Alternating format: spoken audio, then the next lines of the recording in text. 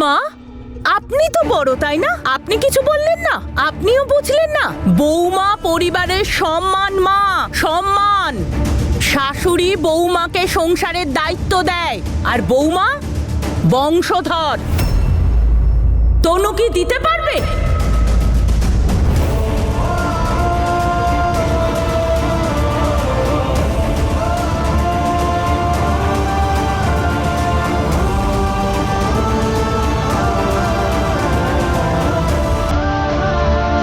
চলো এবার দ্বিতীয় প্রমিস। আবার প্রমিস? থাক না, এখন খুব ঘুম পাচ্ছে। আচ্ছা ঠিক আছে, চলো তুমি শুয়ে পড়ো। এগুলো খুলে দাও।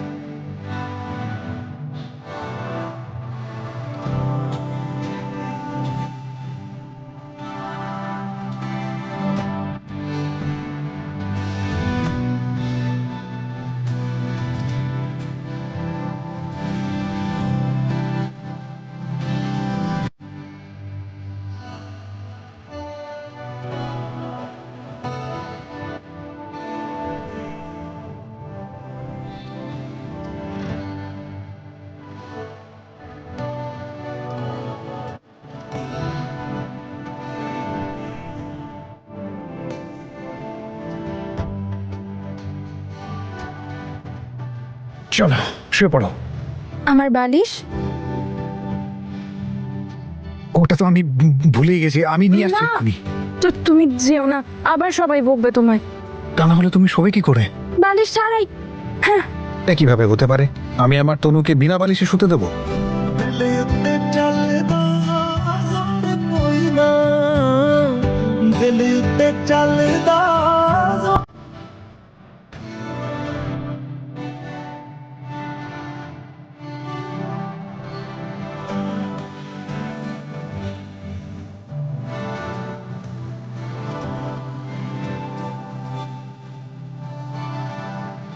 কথা ছিল জ্যাসমিনের বাচ্চার দায়িত্ব নেবে ও, আর এখন তনুকে বাবা মায়ের মতো ঘুম পাড়ানি গান শোনাবে। এটাকে তোমরা বিয়ে বলছো? আরে এই বিয়েটা তো আইনত সিদ্ধ নয়।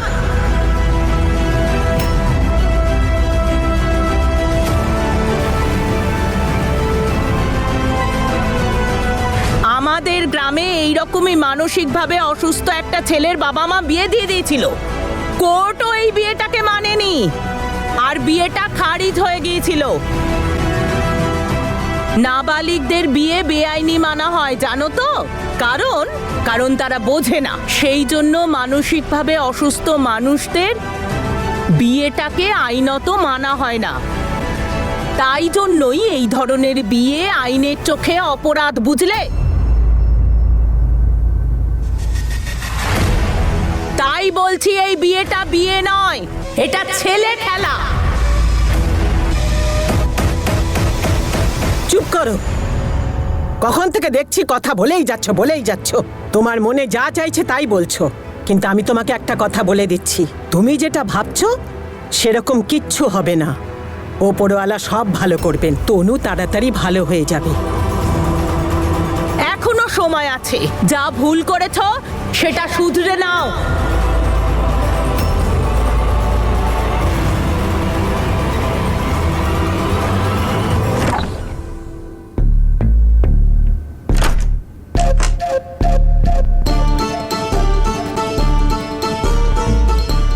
থ্যাংক ইউ উপরওয়ালা। আরে সোনা, ওই উঠে পড়। এখনো বিষয়টা হাত থেকে বেরোয়নি। তুই শুনতে পেলি তো জেঠিমা কি বললো? এখনো ব্যাপারটা সামলানো যায়, এখনো আমাদের কাছে চান্স আছে। উফ বাবা, জেঠিমা কি আইডিয়া দিয়েছো তুমি। এটাকে তোমরা বিয়ে বলছো? আরে এই বিয়েটা তো আইনত সিদ্ধ নয়।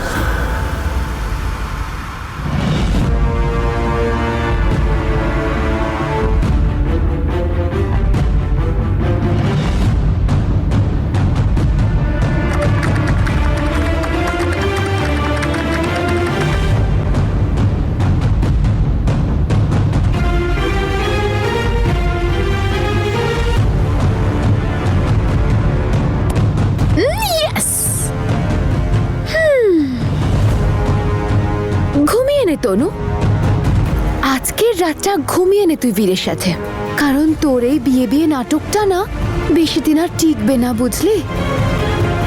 ব্যাস আর কয়েকটা দিন তনু, তারপর তোর এই বিয়ে বিয়ে খেলার নাটকটা আমি খুব ভালো করে গুছিয়ে দেব।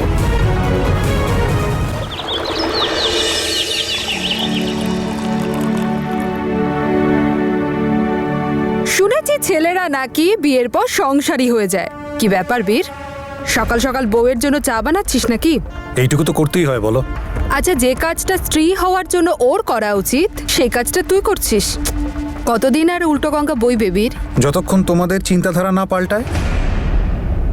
আমাকে বলো তো, কোন বইতে এমন লেখা আছে যে বউকেই সব কাজ করতে হবে, স্বামী কিছু করবে না?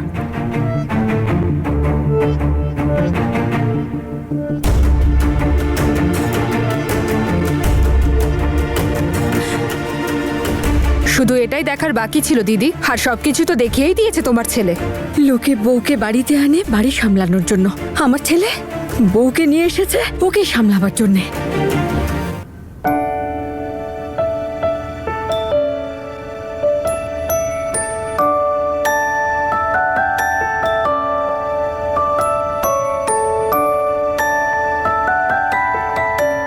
তনু,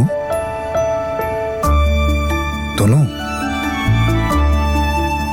তনু,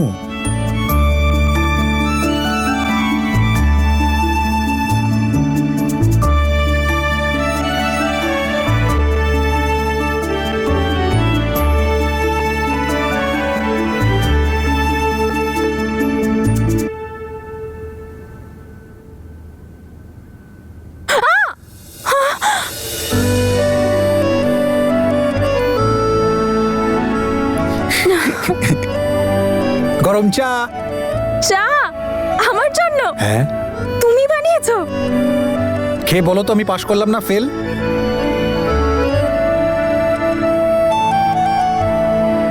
পাস।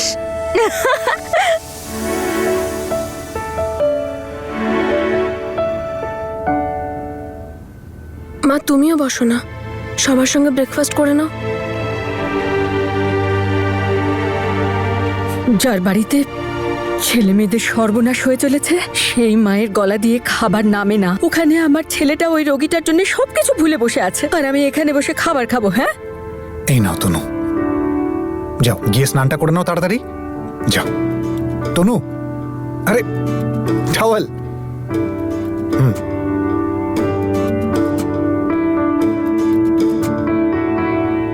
কি জানি কেন তোমার তো কিছুতেই কিছু আসে যায় না।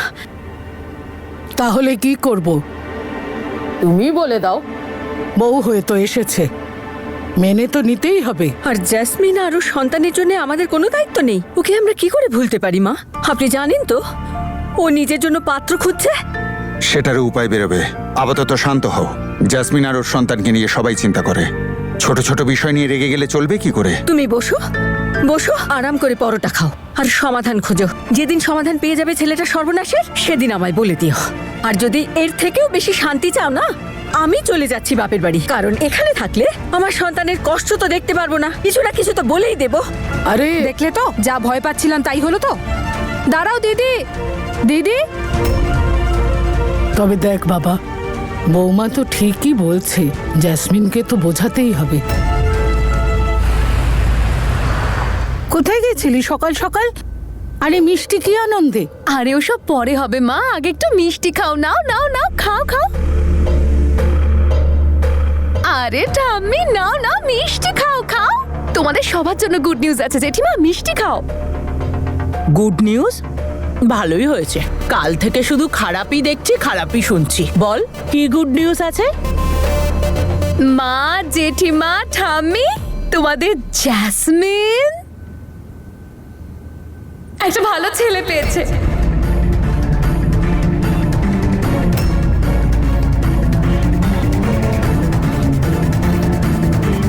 আমি জানি তুমি কি ভাবছো, তুমিও এটাই ভাবছো তো, যে নিশ্চয়ই কোনো 50 বছরের বুড়ো পেয়েছি।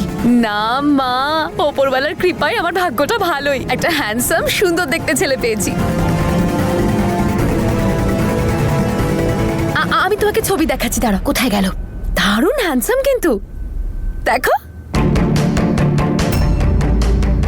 সুন্দর দেখতে না? টামি দেখো দেখো, হ্যান্ডসাম না? আমায় দেখা। হ্যাঁ মা, তুমি জানো ছেলেটার না প্রচুর বিজনেস আছে, শুধু ইন্ডিয়াতেই নয় কানাডাতেও প্রচুর বিজনেস আছে। কি ভালো ছেলে, খুব বড় লোক তাই না?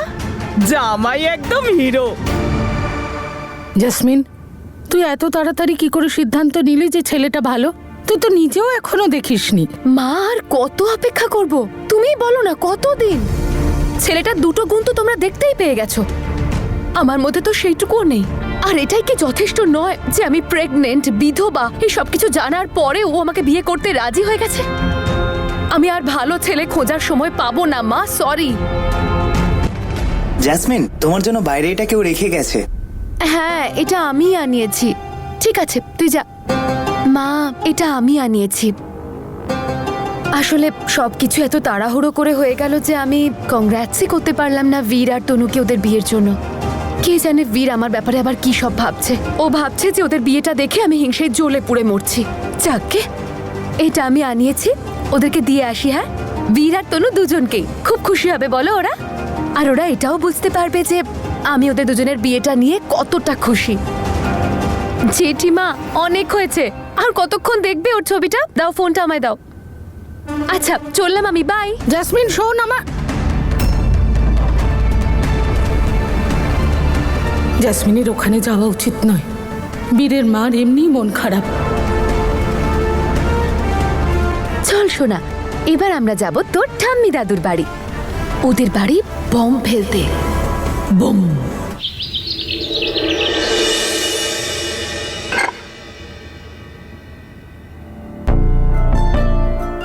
বীর, আমার ওই শাড়িটা কোথায় গো, যেটা তুমি দিয়েছিলে?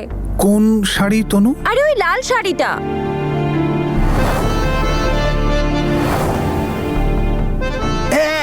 এক মিনিট তনু, এই শাড়িটা, এটা মনে আছে তোমার? বীর, আমি এই শাড়িটা পরি, কিন্তু আমি তো শাড়ি পরতেই পারি না।